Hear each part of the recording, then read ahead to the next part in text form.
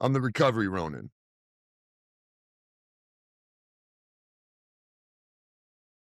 I've spent a lifetime obsessed with understanding human consciousness and behavior.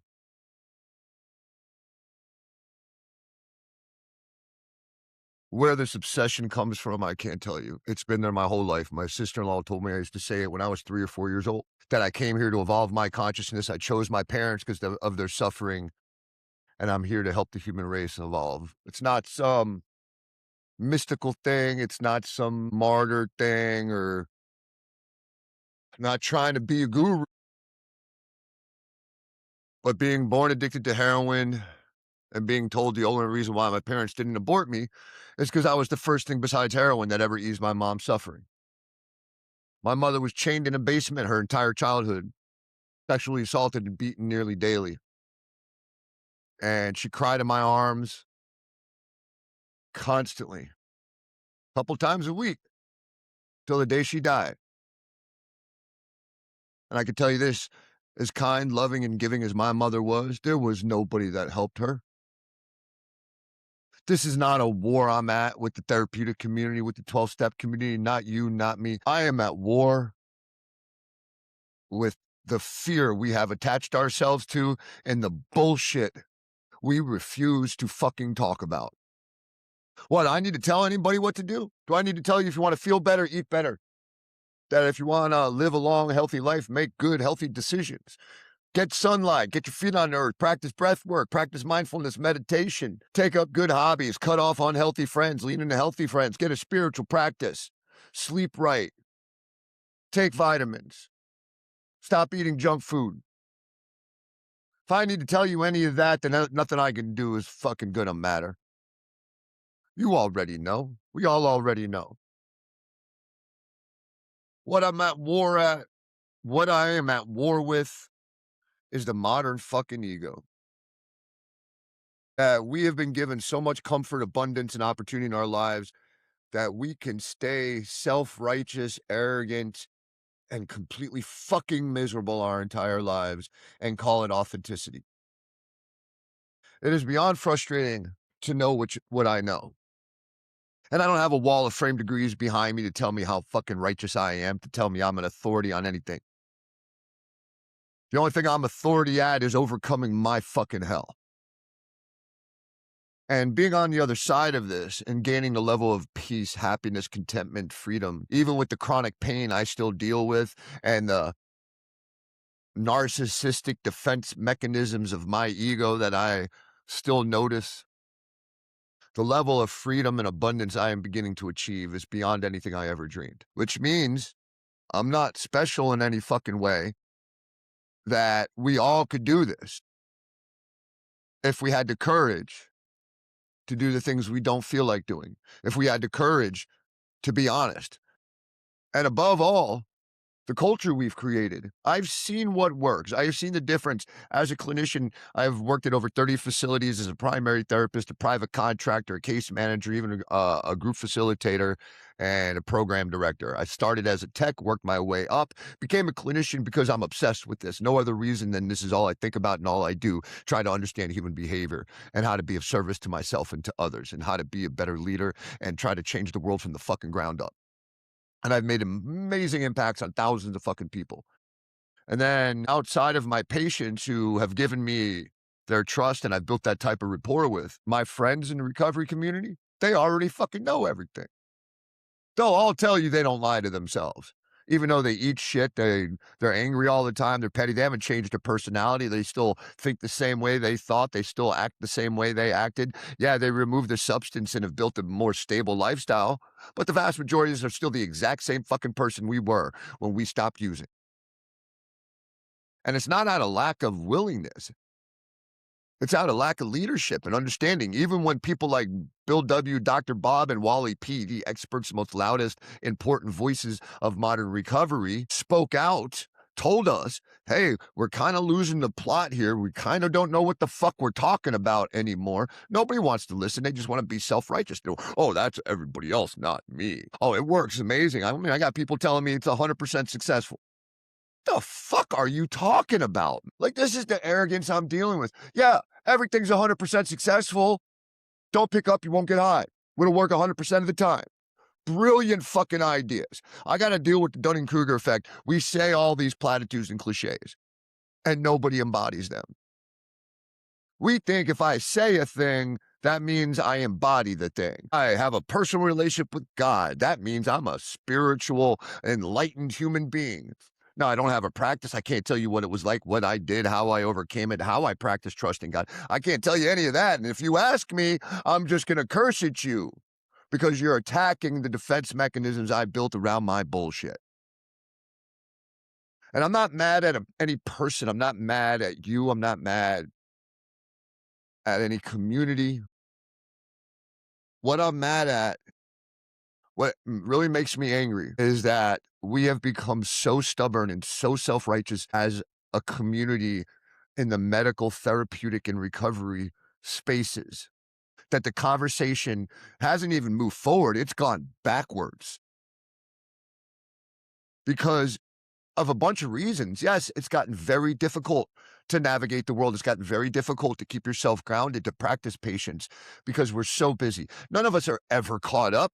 Do you feel caught up in your life? Like you achieved all your goals, right? You don't have little things constantly take care of. The car doesn't have to go into the shop. You don't have a new bill coming. You don't have to save money here, invest money there. You don't need to get this degree taken care of, that CEU taken care of. Get this for your kid, get this for your parent, this party coming up. Got to do this healthy thing for yourself. It's like walking into that group room one time. The therapist before me was talking about balanced lifestyles, and she had 106 things on the board. The fuck are we doing, man? So giving people panic attacks about having to balance 106 things at the same time. And we wonder why nobody can navigate this shit anymore. We threw out the most important thing we needed. For all of human history, till say 80 years ago, we raised children heart first. We understood it took a village to raise a child. We understood we had to teach children how to process, how to self-soothe, how to internalize challenge and build them. Like the greatest statue that won, I think Michelangelo made it, with Mother Mary giving Jesus to the world, right? It was this great, unbelievable work of art. But it was the message that a child's job is to or a parent's job is to prepare their child for a world as it exists. And now we're more concerned with their feelings than with their ability to process challenge and overcome.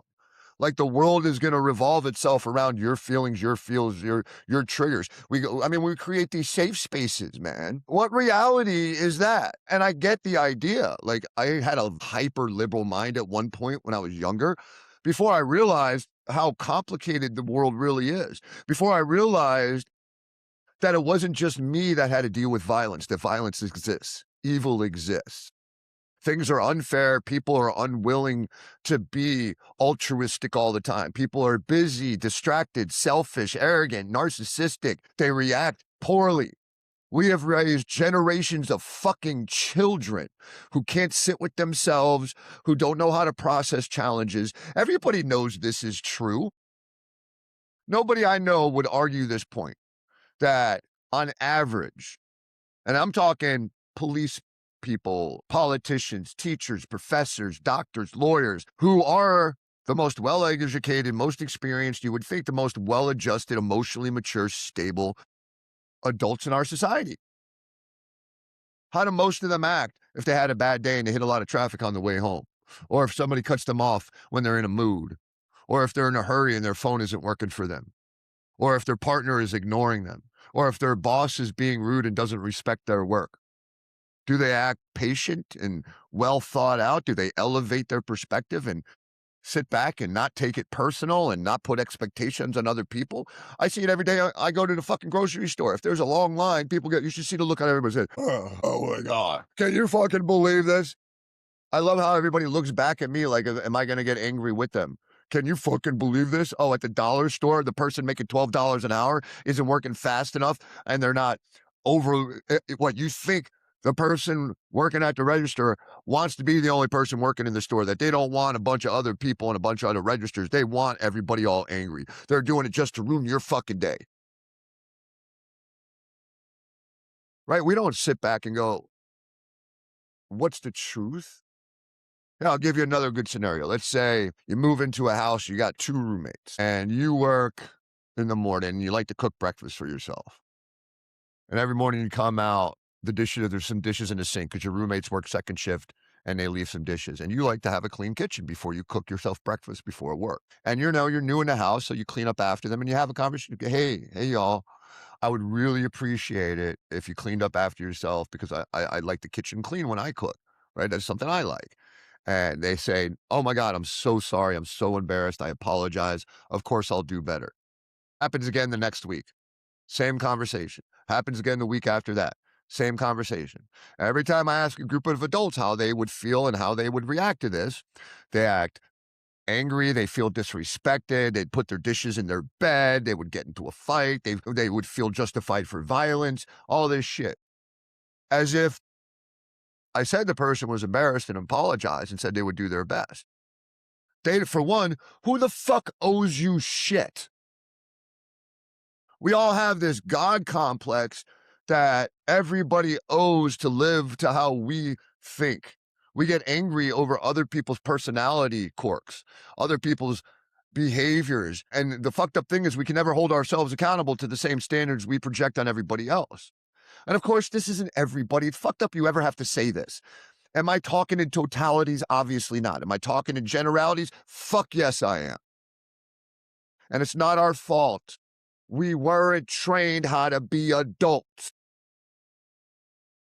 Many of us didn't get what we need. We didn't grow up in a part of a community that was spiritually grounded, emotionally mature. I can tell you this, as a homeless junkie, it was fucking shocking to me. When I was homeless using all those years, I always had an idea in my head that people with advanced degrees, people with mature careers were emotionally stable, self-actualized human beings. And when I became a clinician, right, so now I'm on the other side of the door with people with PhDs and master's degrees, therapists, psychiatrists. You would think some of the most mature, emotionally stable people among our society. It was fucking shocking to me. It's still shocking to me how often my peers were way more emotionally unstable than my fucking patients were. Or even as a primary therapist and in my private practice, when I would talk to people's families, how often the non-alcoholic, the non-drug addict member of the family was the fucking actual crazy one. I can't tell you, I mean, I don't know a percentage, but it's definitely close to half, where the family was worse than the patient. But because the patient had a substance abuse issue, an addiction issue, they got blamed for everything. They were the scapegoat. Now, obviously, like each context is different, each family is different, but I am talking in generalities that we have so much information today. We can heal from every chronic stress disorder, addiction, mental health, cardiovascular disease, obesity, diabetes, basically all of it. Nobody believes in healing. I mean, really, the culture has nothing to do with healing. Has everything to do with stabilization. That's all we offer in treatment these days. It's the biggest metrics we have. Even when we talk about people with addiction and recovery, all we talk about is clean and sober. Has nothing to do with healing, has everything to do with abstinence. That's not even a fucking goal. How the fuck do you achieve sobriety and clean time? Other than, like, I have no idea. If you want to learn how to not use drugs or alcohol, I am the last one to fucking ask. Other than, don't pick up, you won't get high, I don't fucking know. Obviously, I don't know. I failed at it hundreds of times. What I do know, what I am good at, is how chronic illness works and how healing is effective. Because I've studied the literature, I read the books, everything from all the mystical teachers and everything I could get my hands on. I've been studying this shit my whole fucking life. I've always been obsessed with it. And the crazy thing is how long it took me to actually figure out the simple truth. Because the culture taught me the heroin was the problem. The need for attention from girls was the problem. The Xanax, my trauma, even my disability that nobody could identify or relate to that made me feel so fucking alone. It was the stories I believed. about what I've been through. It was never heroin. My own thoughts, feelings, and impulses were my true enemy. Once I realized that, right, then I started mapping the ego. And even then, it still didn't occur to me.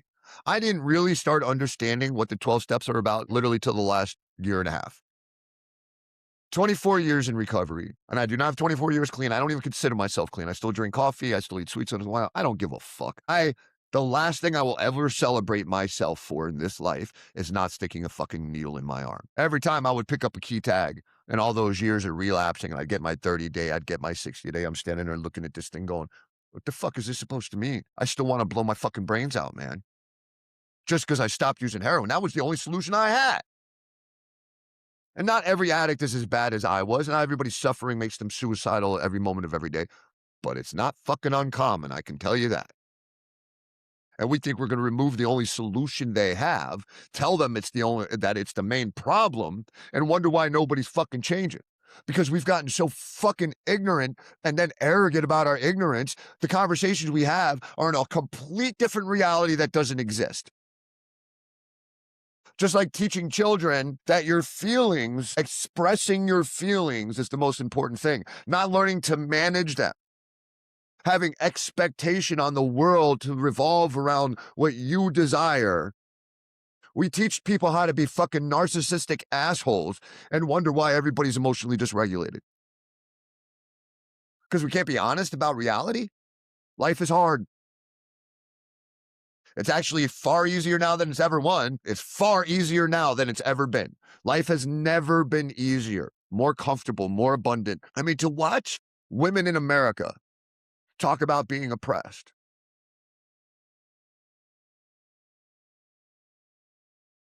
And I'm not political. I don't give a fuck. I'm a clinician. Now, are men lying asshole pieces of shit? A lot. 100%. Have you been treated like a piece of meat? 100%. Aggravates the shit out of me. But then we have the white knight syndrome shit. Not real respect. You know what real respect for women is?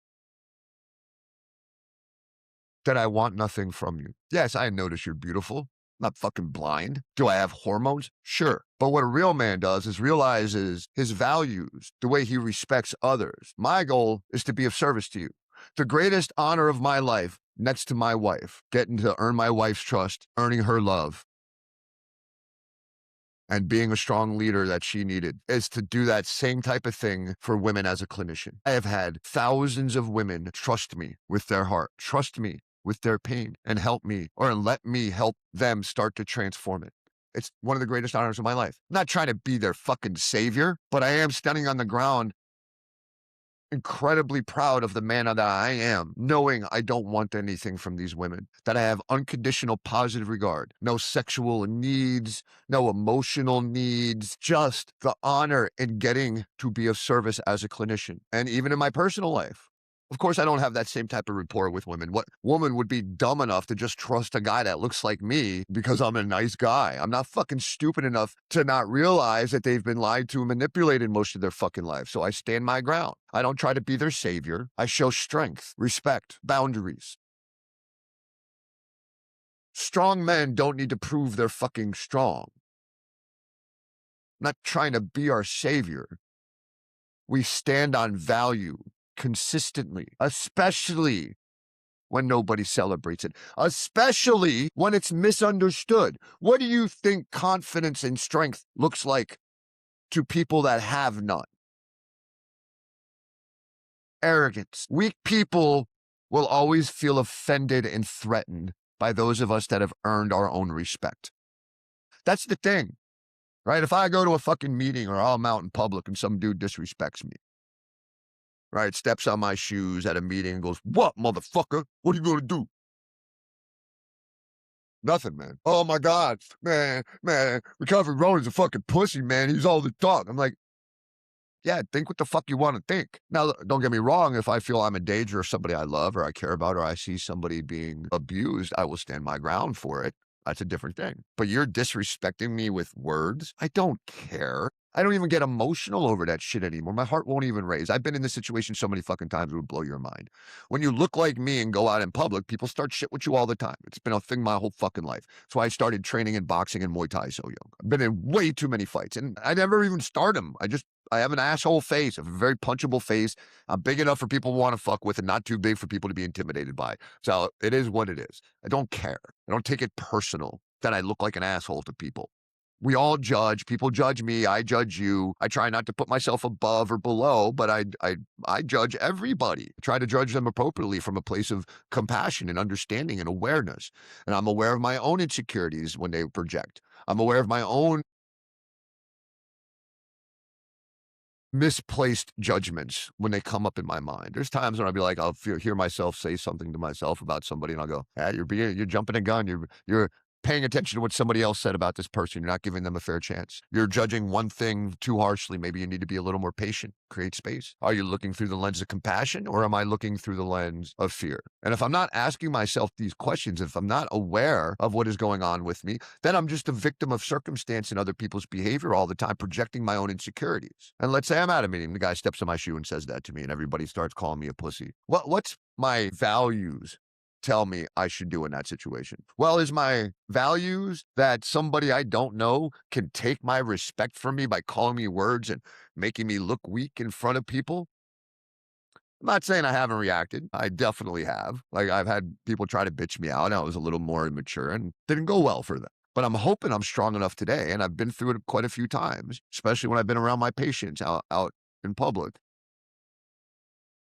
And let's say my job, my value, my responsibility is to get home safe to my wife. The greatest weapons I carry are the ones beneath my hips. Look, like I said, if I'm in imminent danger, but we've completely lost this shit. We demand respect from everybody and give nothing in return. We walk around completely entitled, embarrassed, and ashamed of nothing, expecting everything.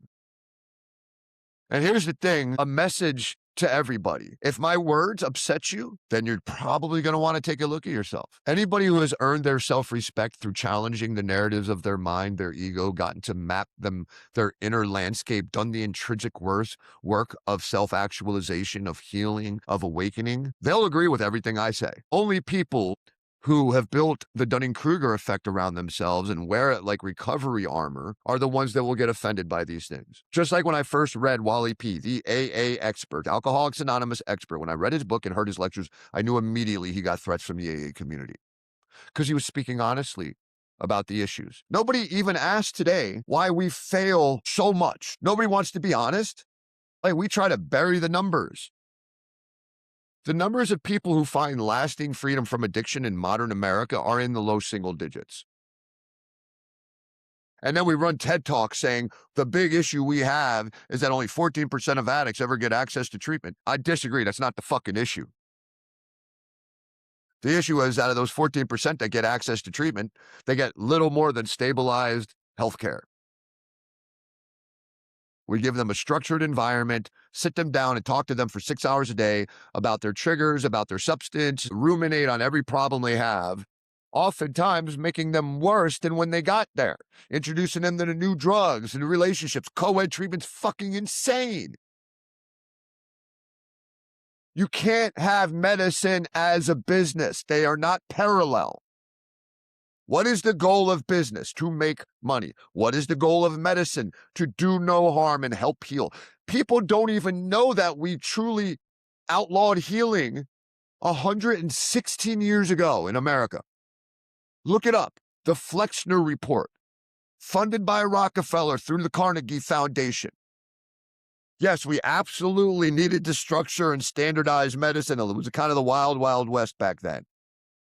However, right now, we have tons of evidence that we are struggling to accept into our medical and therapeutic community. Things like Reiki, energy healing, acupuncture, roots, herbs, psychedelics that are massive, have massive healing potential. And you can take electives on healing medicine at many medical schools in America. Last time I looked, something like 65% of them offer electives of healing medicine. But You cannot practice them as a physician, even when I see things start to work too well. For some reason, there was like 5 years, 6 years of my career, every treatment center I was working at as a private contractor was practicing neurofeedback work and brain mapping. And I was seeing profound efficacy from these modalities. I haven't heard or seen of it in about 4 years. What happened, insurance companies? What happened, treatment industry? Was it working a little too well? I don't know. All I know is it disappeared. Insurance won't cover it anymore. Fundamentally, there's a lot of things that I have problems with in the therapeutic recovery community. And it's not the modalities, it's not the people at all. It's a lot of the ideas and the ideology and our attachment to this, like the Dunning-Kruger effect. One of my main ones is the culture. Culture is what Bill W. and Dr. Bob built AA around. Attraction, not promotion. One addict helping another. And we still have a profound community like this, where we build these relationships, we fall into these cliques, right? We feel like we fit in, we feel more comfortable and we belong, right? And that's a profound shift into the house of stability.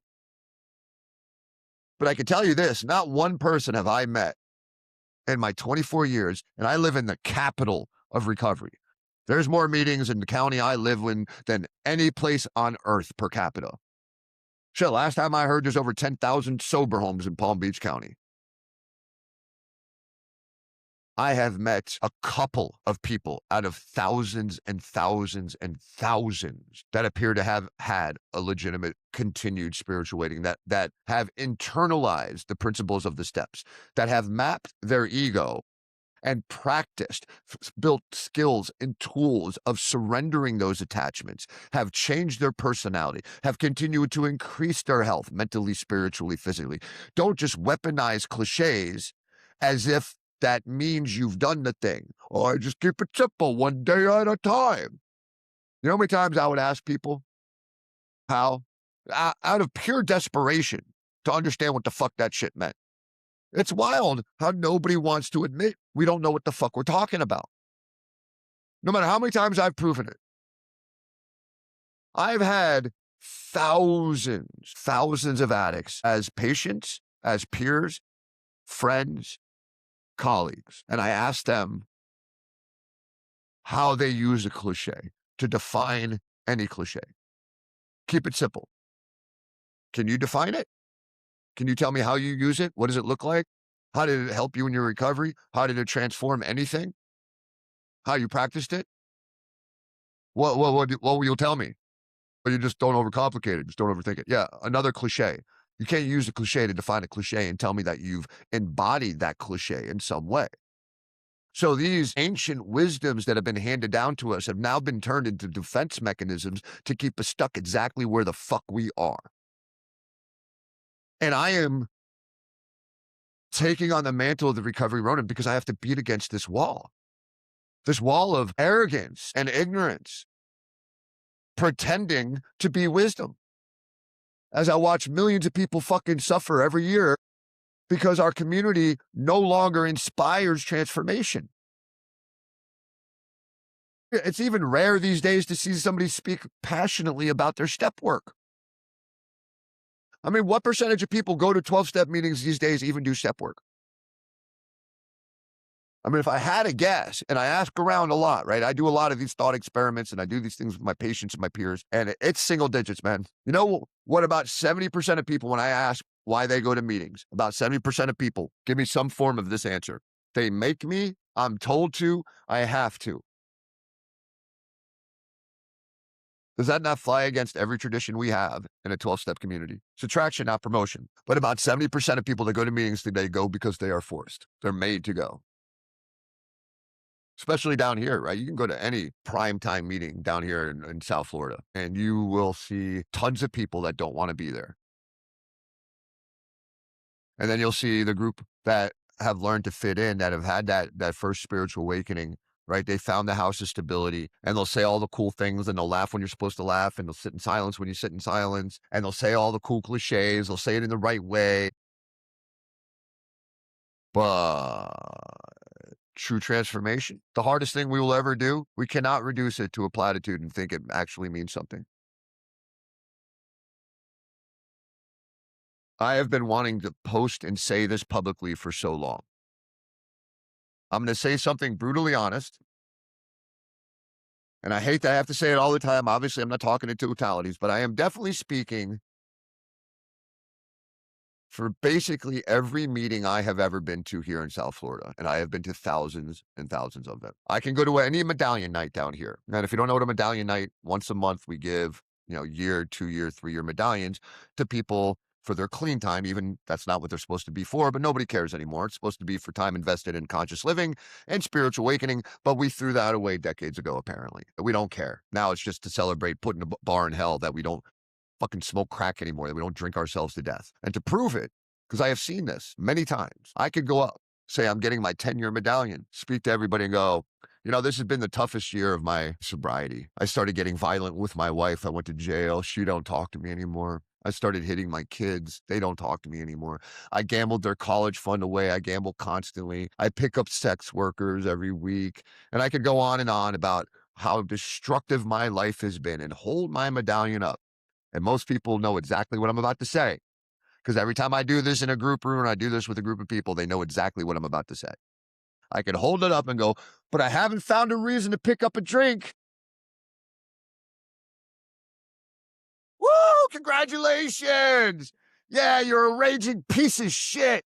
Woo! But you don't drink yourself to death anymore, man. Wow, you found a powerful recovery. Wow. This isn't a fucking joke to me.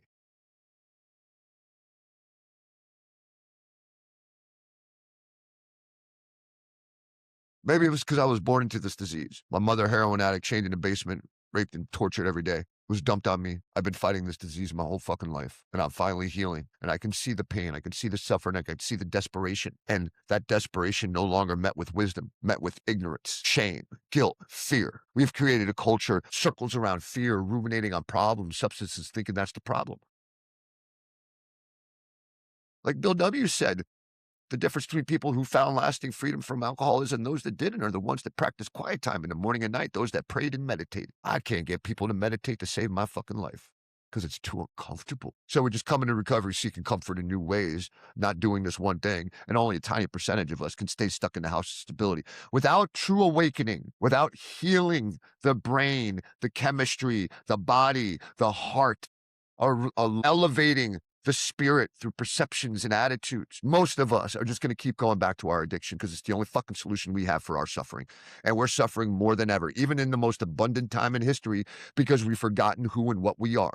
We don't believe in spirituality anymore as a people. How many people I've watched go to meetings and say, oh, I have a personal relationship with God. I found God and God saved me. And I go ask him, that's amazing, man. What's that been like for you? What happened? What'd you go through? What'd you do? What was the experience like, man? Seriously, I think I'm on the same path. Like, what was that like? You know what they always tell me? Some form of, well, I feel better because I'm not getting high lately. What? Dude, what? This shit's crazy to me, man. That it's all about validation and performance. And I get it. I understand it. That's why I'm not angry at that. What I'm angry at again is the defensive nature of our community to truly do introspection, to challenge ourselves, to admit the difference between my patients and my friends is fucking wild.